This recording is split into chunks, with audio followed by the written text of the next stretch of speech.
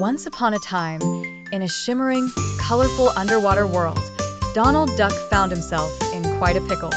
He had somehow managed to get stuck inside a gigantic, shimmering bubble, floating upward with the current. His legs wiggled wildly, and his beak quacked frantically, but there was no popping this bubble from the inside.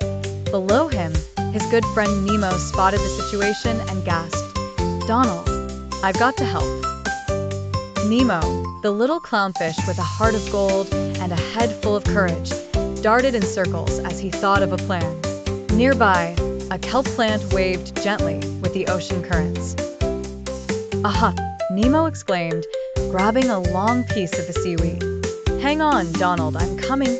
Nemo kicked his tiny fins and zoomed upward, gripping the kelp rope tightly in his mouth. He was like a miniature underwater superhero, determined to save his friend before he drifted too close to the surface. As Nemo swam swiftly, a school of flying fish suddenly appeared above them. Whoosh, whoosh.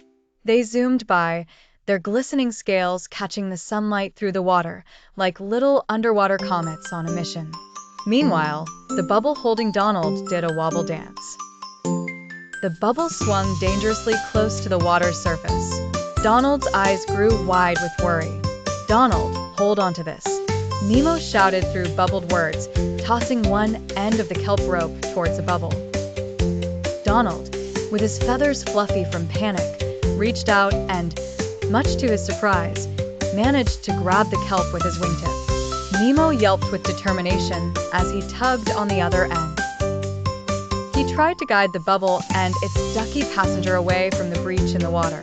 The coral around them watched with anticipation, the sea anemones bouncing to and fro. The swirling bubbles around the scene seemed to cheer them on. Just as it seemed things could not get any more precarious, the flying fish circled back and positioned themselves under the bubble. With a synchronized flick of their tails, they pushed the bubble gently down, aiding Nemo's noble efforts. Finally, with a pop as loud as a firecracker yet as harmless as a gentle splash, the bubble burst. Donald was free, flailing his wings, but safely swimming around the reef. Donald beamed at Nemo. "Quack, quack. I owe you one, little buddy." Nemo chuckled. "No problem, Donald. Anytime you find yourself in a bubble again, just give me a shout." With everything back to normal, Donald and Nemo began playing amidst the colorful coral and seaweed, laughing all the way. The bubbles twinkled, the sea creatures danced, and peace was restored to their underwater world once more.